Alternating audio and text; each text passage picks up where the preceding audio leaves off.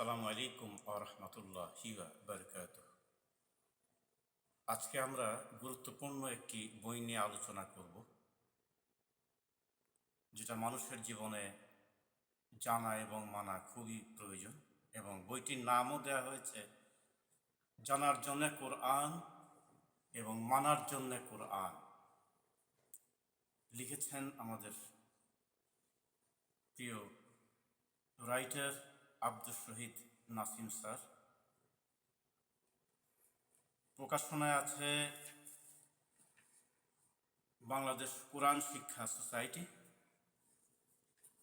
এবং প্রাপ্তি স্থান হলো শতাব্দী প্রকাশন।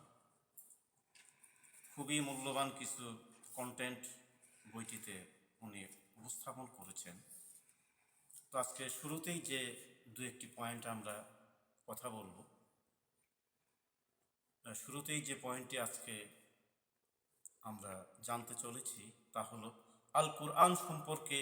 আল কুরআন, কোরআন সম্পর্কে কোরআন কি ঘোষণা দিয়েছে, সেই কথাগুলোই আজকে আমরা জানতে চলেছি। এক নম্বরে যে কথাটি এসেছে, এ কোরআন আল্লাহ ছাড়া কারো পক্ষে রচনা করা সম্ভব নয়। এটি সন্দেহাতীত নিখিল বিশ্বের অধিকর্তার পক্ষ থেকে অবতীর্ণ হয়েছে। সূরাতুল ইউনুস আয়াত নম্বর 37। দ্বিতীয়ত যে কথাটি এসেছে, এ কোরআন আল্লাহ দেয়া পথনির্দেশ এবং মানুষের জন্য জীবন বিধান স্বরূপ, যেটা পবিত্র কোরআনের সূরাতুল জুমারে 23 নম্বর আয়াতে উল্লেখ করা হয়েছে। তৃতীয়ত যেটা বলা হচ্ছে, রমজান মাসে নাজিল করা হয়েছে আল কোরআন মানব জাতির জীবনযাপনের ব্যবস্থা হিসেবে। আর এ গ্রন্থ এমন অকাট্য ও সুস্পষ্ট নির্দেশিকা সম্বলিত, যা সঠিক পথ দেখায় এবং সত্য ও মিথ্যার পার্থক্য পরিষ্কার ও পরিচ্ছন্ন করে দেয়। সূরাতুল বাকারা আয়াত 185 নম্বর। চতুর্থত যে কথাটি এখানে আমরা পাচ্ছি সেটা হলো, এ কোরআন এমন পথ দেখায় যা সবচেয়ে সরল এবং সঠিক। যেসব মুমিন এর ভিত্তিতে সঠিক কাজ করে, এ কোরআন তাদেরকে বিরাট প্রতিদানের সুসংবাদ দেয়। আল্লাহ অবতীর্ণ করেছেন সর্বোত্তম বাণী, তা এমন এক গ্রন্থ যাতে বিভিন্ন বিষয় পুনঃ পুনঃ আলোচনা হয়েছে, তবু তা নিখাদ ভারসাম্যপূর্ণ। যারা তাদের মালিককে ভয় করে, এ গ্রন্থ পাঠে তাদের লোম শিউরে ওঠে, অতঃপর আল্লাহর স্মরণে তাদের দেহমন বিগলিত হয়ে যায়। সূরাতুল জুমার 23 নং আয়াত।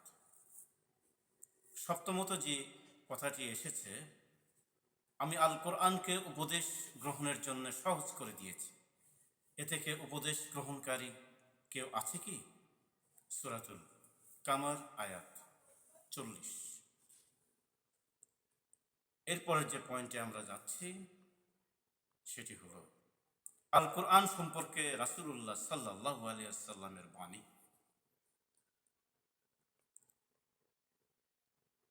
তোমাদের মাঝে সর্বোত্তম ব্যক্তি সে, যে কোরআন শিখে এবং শিক্ষা দেয়।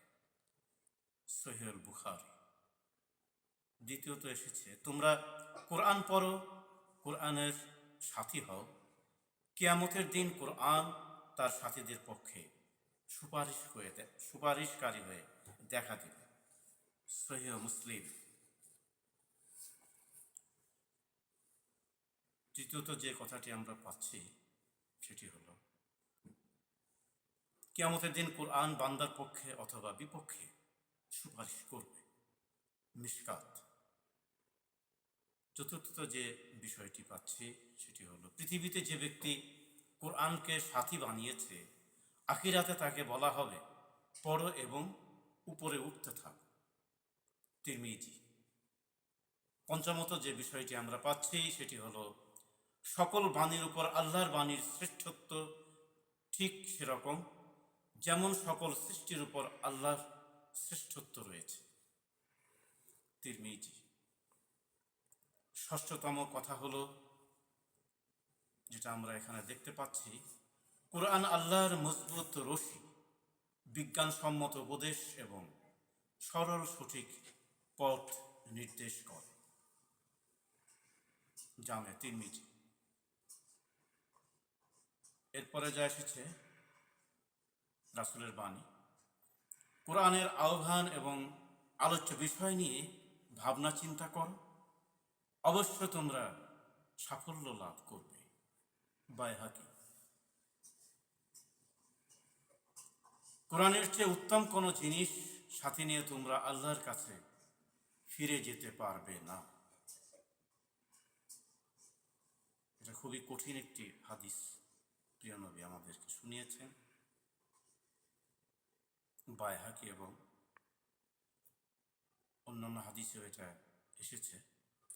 শেষতম যে কথাটি আমরা পাচ্ছি আজকের বই থেকে,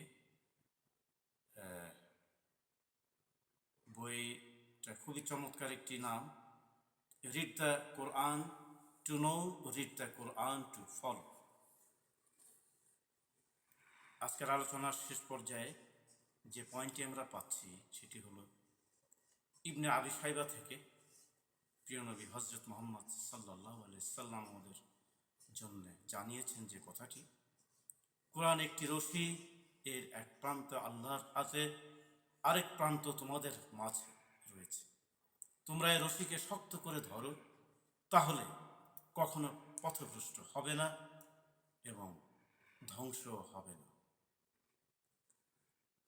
আজকে বই থেকে আমরা দুটি পয়েন্টে অনেকগুলো আমাদের পথ নির্দেশিকা হিসেবে আমরা জানতে পারলাম। যেহেতু আমরা ব্যস্ততম সময় পার করছি এই বর্তমান সময়ে, বই পড়া এবং ধরার সময় আমরা পাচ্ছি না, এবং আমাদের প্রিয় নবী বলেছেন, তালাবুল ইলমে ফারিজাতুন আলা কুল্লি মুসলিম, প্রত্যেক নরনারীর জন্য জ্ঞান অর্জন করা ফরজ। কিন্তু তার ধারের কাছেও আমরা আজকে নেই। কিন্তু প্রত্যেকের হাতে এই অ্যান্ড্রয়েড মোবাইল ফোন আছে। আমরা ইচ্ছা করলে ভালো কিছু জিনিস দেখতেও পারি, ভালো কিছু জিনিস শুনতেও পারি। সেই প্রত্যয়ে আমরা আলোচনা শুরু করেছি বিভিন্ন মূল্যবান বই।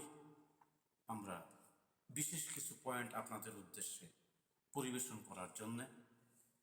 আল্লাহ তাআলা আমাদের সবাইকে হেফাজত করুন, ভালো রাখুন। আমিন। আসসালামু আলাইকুম ওয়া রাহমাতুল্লাহি ওয়া বারাকাতুহু।